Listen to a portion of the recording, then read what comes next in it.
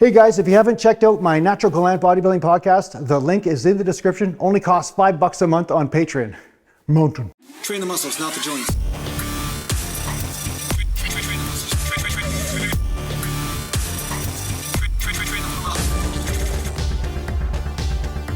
Welcome back to Natural Gallant Bodybuilding. Mountain. And today I'm going to do some chest, back, and buys in the garage, but I'll probably just do a few sets of inclines while I'm talking to you. But one thing I want to talk to you about today is the value of changing things up in your training. And I've talked about this a lot, but one thing you will find is that you will get yourself stuck in a rut here and there by doing the same thing over and over again. And sometimes you may be overusing one pathway. You know, you might be overstimulating one muscle fiber or energetic pathway or something, and you might be missing out on a whole bunch of results that are in another pathway. So we've talked about this when it comes down to changing exercises or changing the order of the exercises that you do in your individual workout. Sometimes just, being crazy, maybe not starting with bench press right away or not starting with squat right away. Sometimes these things can create a different type of loop or a different type of stimulation in the body that can not only rejuvenate certain areas or stimulate certain areas, but also rejuvenate your own enthusiasm around the entire process, right? So a lot of times I do find it best when you're concentrating on strength itself to start with the movement that you want to increase in strength because it'll give you an accurate marker of how many reps you've got, and that's kind of like the milestone that you want to beat the next time you do the exercise. But just because that is a relevant way to increase in strength in a certain way, that doesn't mean that changing the order up of the exercises all of a sudden, destroys your ability to gain strength, right? It's just that you will be fatigued by the time you get to that exercise that you want to increase in strength. Sometimes you might be fatigued if you start with isolations first and so forth, and then move on to bench press or squat or whatever, right? And then you might not be able to get as much weight in those individual sets. But the day that you start with that main exercises again, you might find that your strength does increase as well. But as a main sort of rule, you want to generally start with the exercise you want to increase in strength. So that way, all of your energy is going towards finding the perfect groove, right? You don't want fatigue messing with the groove or anything. And the groove has a lot to do with how you lift the weight. Like, you can come into the gym and do a certain exercise, and you might have the exact same strength in the first set or the second set or whatever. Like, let's assume that you're not taking the sets to failure, right? But you may find that the weight goes up on the second set much easier than on the first set because you found that groove or you found that sort of sweet spot in order to do the repetition.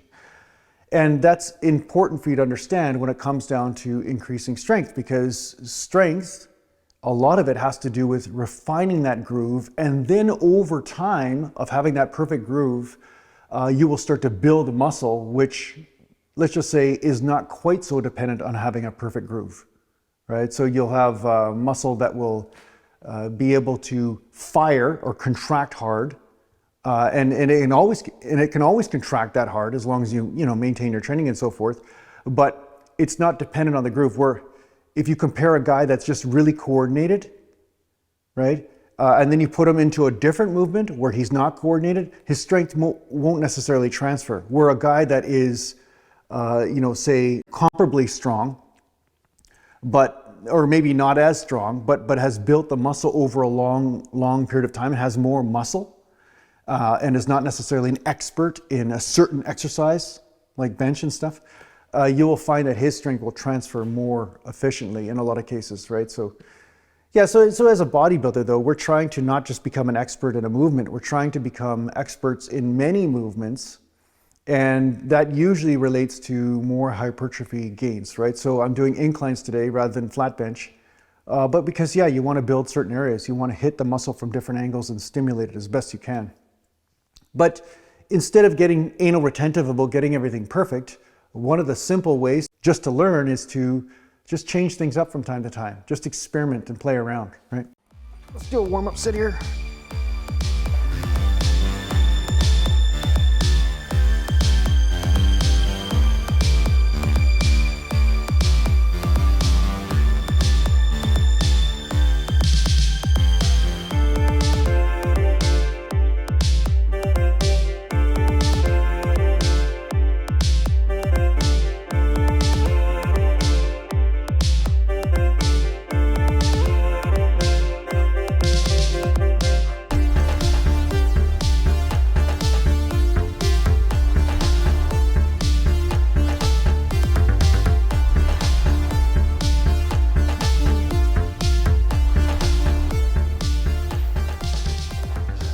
So yeah, it's easy warm-up set, 70-pound dumbbells, goes up pretty easy for me. It's like butter, you know what I'm saying? But it's, you know, you get all the creaks and cracks out of the joints and stuff, so it is important to do a warm-up set or two. Somebody asked me how many warm-up sets do I do as standard. Usually 1 or 2 warm-up sets, depending on what type of weight I'm going to go into. So if I've decided I'm going to use 100-pound dumbbells on an incline, then I may do a set of 50s, then a set of 70s, and then go right to the 100s for my work set, depending on how I feel. If everything feels tight or the shoulder feels off or whatever, then I may do an extra warm-up set until everything does feel half decent, and then I go into that heavy set. So that's always the disclaimer. If something feels off or still tight or painful, then you may need more warm-up sets, and that may be different for each person. Now, the important thing is that you want to find the happy medium between expending energy and not burning yourself out, right? Because you want to expend enough energy that you get the blood in the area, but at the same time, you don't want to fatigue and exhaust yourself so much that when you get to the heavyweight set, you're just totally burned out. So there's a couple ways that I go about this. I definitely don't take my warm-up sets to failure, that's for sure. I just get a slight burn in the muscle or the joint, you know, or the muscles around the joint, sorry. Like the front delts, for instance, on incline, or the chest, I get a slight burn, and then I'll put the dumbbells down.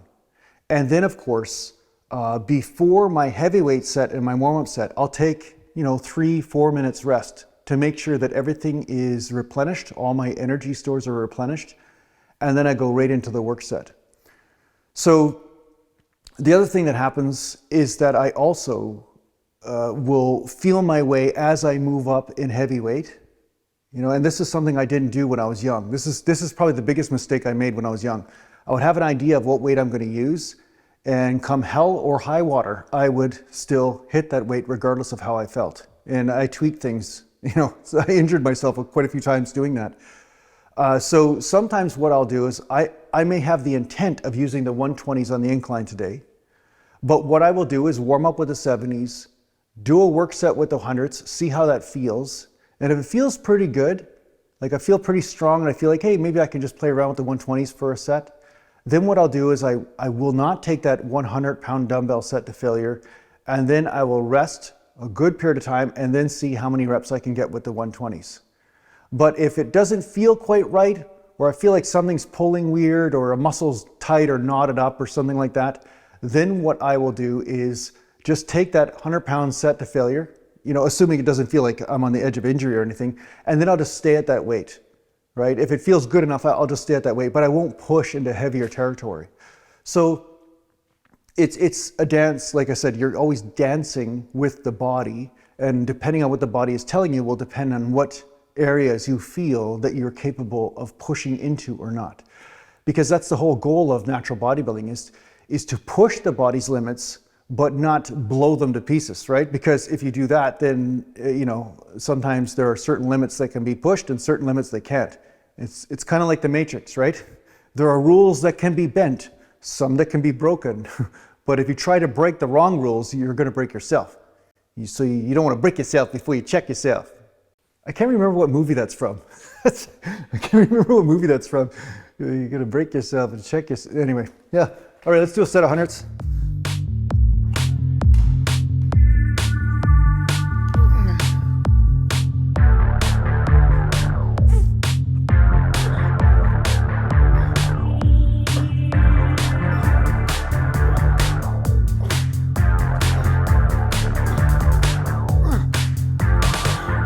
Easy. Hardest part about the set is try not to break my microphone.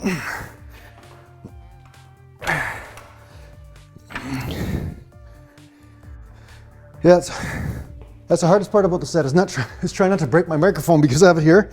Then I rest the dumbbells there and I don't want to break my microphone. So a lot of times that's why you guys that watch Sam Sulek movies or whatever, that's why he's got the microphone up here, trying to give himself brain cancer with the radiation.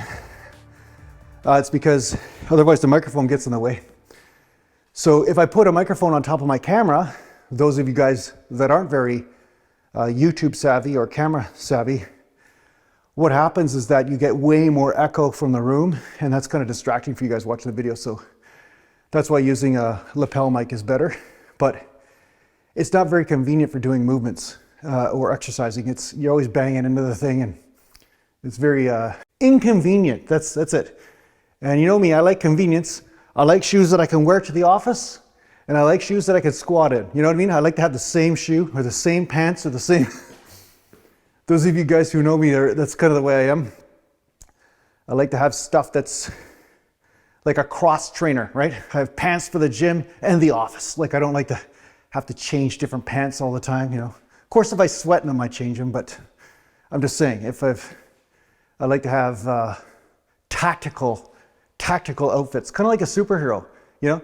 Superman doesn't change his outfit just because he runs into a burning building and then has to go to the office. You know, he still has that outfit underneath no matter what, even if he is putting a tie and glasses on over top of it. But that's another story. But anyway, yeah, let's do the 120s.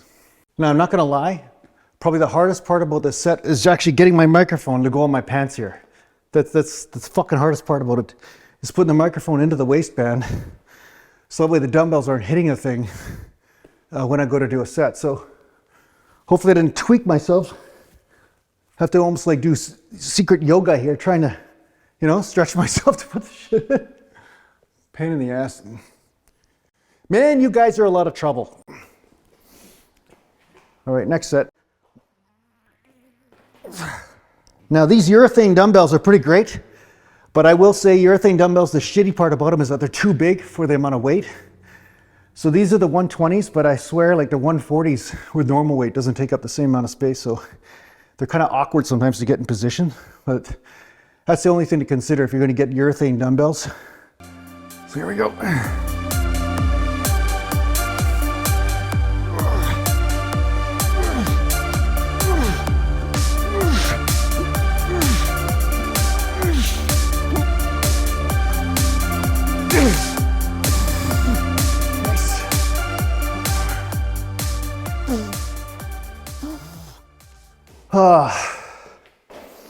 The other thing I hate about these dumbbell racks for the home gym too, a lot of them are just a little bit too high, because I hate step dumbbell racks where there's two levels, because one level on the bottom will stick out more, so you have to kind of step over that in order to get the dumbbells on. So that's why I like the standard dumbbell racks in the gyms, the ones that are just waist high. Two-tier dumbbell racks are shit, in my opinion. If you have the room, just get the one dumbbell rack that's at the right height. Then you can just take the dumbbells, just step back, right? Very easy. So yeah, I recently had a trolling comment from an idiot. I mean, I'm gonna say this is just the dumbest comment of the week, but he said that muscle mass and strength have nothing to do with each other. So basically he's gonna go against all of exercise science, all of, you know, anything that bodybuilders have discovered, right? Anything over the last 50, 60 years that bodybuilders have discovered. Strength does have something to do with muscle mass. It's not the whole picture, but it has something. It is a certain foundational part of the entire process. And nobody can argue otherwise, because otherwise I'd say, just take a 3-pound dumbbell and do 1,000 reps with it, and then you're going to gain massive amounts of muscle. But not one Mr. Olympia, natural or otherwise, has ever done that in order to gain the muscle mass needed in order to win a natural bodybuilding or unnatural bodybuilding show. So the bottom line is that we have to embrace the fact that there is a critical mass, or a, let's just say, a critical threshold of weight or intensity that has to be hit in order for muscle mass to be put on. Now, yes, one could argue like, oh, is it 20 rep sets, 15 rep sets, 10 reps, like whatever. But this, to say just as a blanket statement that it has nothing to do with muscle mass would be absolutely incorrect. Absolutely, because it does. Strength does help. That's why you always put on a certain amount of strength, and then you rep out with that strength, and then you put on the muscle mass. But you always have to have a certain amount of strength. I mean, that's just part of it. Now, I always say, do it safely. And yeah, certain exercises might agree with you more than others. But you know what? I mean, no matter how many times somebody says this stuff, I know what my 35 years in the gym showed me. And I tried doing super light weights for periods of time, like just nice and slow, perfect form type, you know. like the Instagram skinny, like 12-year-old boy type model type look, you know, like the way those guys train, right? The ones with no back and only with creative lighting. They have nice lines because they're lean, but they have no muscle mass. You know what I'm saying? It's like that type of training. I did that for periods of time. And what I did was I lost muscle mass and I lost strength and I looked smaller and fatter, basically, you know, unless of course I was cutting, and then I'd be lean, but it didn't put on the voluminous muscle mass like using heavy weights did, like the odd 5 or 6 rep set along with 10 rep sets and stuff, but challenging weights. I couldn't just rep out for 75 reps all the time and put on muscle. It just didn't work, not for me. I mean, if it works for you, if it's working for you, then do it. I'm not saying to not do anything that's working for you, but don't be surprised if it stops working at some point and then you're forced to use heavy weight for a period of time before going back into that technique. And that's my main thing, right? Let's do another set.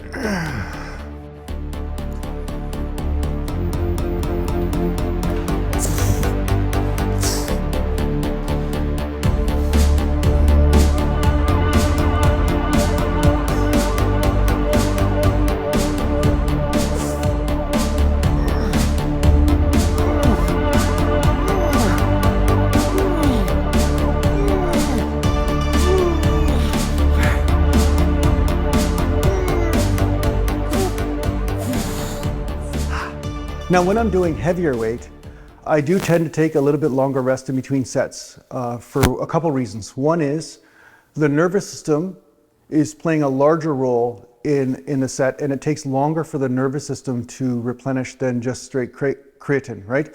But those are all ideas. Let's just go on how I feel. How I feel is that if I start the set too early, what'll happen is coordination becomes a weak link. And I want the coordination to be as stable as possible when I'm lifting heavy weight, because when your coordination breaks, not only do you hit failure in the set, but when the coordination breaks too much, then it can be an impending injury, okay? So with heavy weight, my rest between sets is usually 3 to 4 minutes. You know, especially with chest, it'll probably be about 3 minutes. If it's back or legs, it might be even longer, just because there's a lot more moving parts to make sure are functioning properly. Okay, so that's why you'll see powerlifters do super long rest in between sets and stuff. It's usually because they're working with close to maximal poundages in some cases, and because of that, they're trying to make sure that not only are they making sure that their muscles and the energy supply to the muscles is not the weak link, but they're also making sure that their groove is constantly being refined and perfected. And they need the nervous system to be firing on all cylinders in order for that to happen. So yeah, you want to incorporate this type of training here and there, like with long rest in between sets, heavy weight. And then when you do your hypertrophy stuff, then yeah, if you're only resting 1.5 to 2 minutes or so to make sure that you're replenishing the creatine stores, it could be a little bit longer if you want, but you know, in that window, that makes sense, because now you're not lifting maximal weights. You're pumping the muscle full of blood, waiting till the blood or the glycogen comes back or the creatine comes back, and then pumping it again. But you're not in that danger zone of super heavy weight. So it's not quite as imperative that your nervous system be firing perfectly, because the closer you get to your 1 rep max, the more imperative it is that your nervous system fires everything in perfect form. It's kind of like having a 1,000 horsepower car. You got to make sure all the timing of all the cylinders and everything is going right, otherwise you blow something, right? So it's the same thing. And of course, this is relative for each person, right? You know, one person's 1 rep max might be 20 pounds, right? Another person, it might be 2,000, you know? So you have to take that into account. It's always relative.